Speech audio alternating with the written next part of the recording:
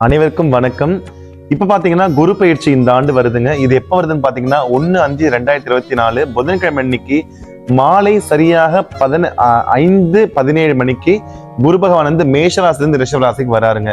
இந்த குரு பயிற்சியை நம்ம ஏன் கொண்டாடணும்னு பாத்தீங்கன்னா, ஒவ்வொரு ஜாதகத்திலையும் குருவோட பார்வை கண்டிப்பா முக்கியம். குரு பார்த்தால் கோடி நன்மைகள் நமக்கு கிடைக்குங்க. அப்பேற்பட்ட குரு வந்து பாத்தீங்கன்னா 1.5 வருஷத்துக்கு ஒரு வாட்டி கண்டிப்பா மாறுவாருங்க. அந்த ஒரு நாட்கள் தான் இன்னைக்கு. அதனால்தான் இந்த குரு பயிற்சி நம்ம எதிர்பார்த்து காத்துருங்க. ஏன்னா மங்களகரமான விஷயங்கள் நம்ம வாழ்க்கையில் நடக்கனால தான் இந்த குரு பயிற்சி நம்ம எதிர்பார்த்து காத்துட்டு இருக்கோம். இந்த குரு பயிற்சி வருதுங்க நமக்கு. இப்ப குரு பயிற்சி அன்னைக்கு என்ன பண்ணணும்னு சொல்றாங்க. குரு பயிற்சி பாத்தீங்கன்னா 5:17க்கு சரியா வராருங்க. அந்த குரு பயிற்சி அன்னைக்கு நீங்க முடிஞ்சா மஞ்சள் கலர்ல உடை உடுத்துங்க.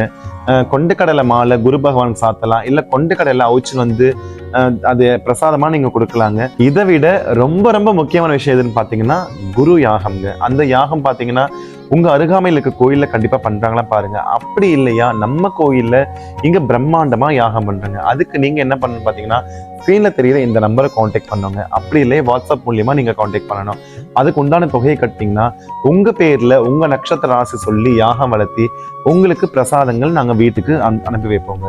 கண்டிப்பா நீங்க யாகத்துல கலந்தீங்கன்னா இந்த குரு பயிற்சி உங்களுக்கு சிறப்பான குரு பயிற்சி அமையுங்க. இந்த குரு பயிற்சி காலத்துல நீங்க ஒரு மிஸ்டேக் பண்றீங்க, ஒரு தப்பு பண்றீங்க. என்னன்னு பாத்தீங்கன்னா குரு வேற தட்சிணாமூர்த்தி வேற.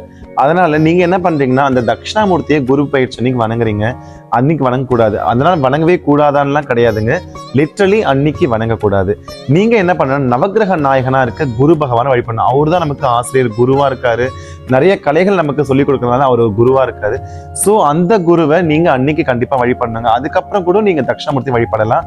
ஆனா அந்த குரு பயிற்சி அன்னைக்கு நவகிரக குரு மட்டும்தாங்க நீங்க வழிபடணும். முக்கியமா அன்னைக்கு எல்லாரும் கோயிலுக்கு போங்க, பூஜையில கலந்துக்கோங்க. உங்களால முடிஞ்சது மஞ்சள் கலர்ல வாங்கி கொடுங்க. சந்தனமோ இல்ல மஞ்சளோ இல்ல மஞ்சள் கலர் வஸ்திரமோ இல்ல எலுமிச்சை பழமோ இல்ல எலுமிச்சை பழ சாதமோ அந்த மாதிரி அன்னைக்கு குருக்கு பிடிச்ச மங்களகரமான மஞ்சள் கலர் பொருளை கண்டிப்பா வாங்கி கொடுங்க. குரு பயிற்சி யாகத்துல கலந்துக்கோங்க. இந்த ஆண்டு சிறப்பானதா நல்லதா ஆண்டா உங்களுக்கு கண்டிப்பா குருவோட அனுகிரகத்தை கிடைக்கணுங்க. இப்ப முக்கியமான ஒரு விஷயம் பார்ப்போங்க. நீங்க பாத்தீங்கன்னா குரு பயிற்சினாலோ இல்ல சனி பயிற்சினாலோ ரொம்ப ரொம்ப பயப்படுறீங்க. அப்படிலாம் பயப்படாதீங்க. ஒவ்வொரு குரு பயிற்சிக்கு உண்டான பலன் கண்டிப்பா சனி பயிற்சிக்கு உண்டான பலன் அந்த சுவாமி கண்டிப்பா கொடுப்பாரு. நவகிரகங்கள் மட்டும்தான் நம்ம வாழ்க்கையை தீர்மானிக்கணும்னா அப்ப தெய்வங்கள்லாம் எதுக்குங்க? ஸோ அதனால தெய்வ வழிபாடோடு நீங்க கண்டிப்பா இருந்தீங்கன்னா நவகிரகங்களால உங்களுக்கு கடவுளோட அருள் கிடைச்சுன்னா நவகிரகங்களால கொடுக்க வேண்டிய அந்த ரொம்ப கொடுமையான விஷயங்கள் வந்து கடவுளோட பார்வையால கொஞ்சம் கம்மியா கிடைக்குங்க. அதனால தெய்வ வழிபாடோடு இருங்க. கண்டிப்பா உங்களுக்கு நல்லதாவே நடக்கும். எல்லாமே உங்களுக்கு நல்லதா நடக்கும். கவலைப்படாதீங்க. எல்லாம் நல்லது நன்மைக்கு. திருச்சிற்றம்பலம். நன்றி, வணக்கம்.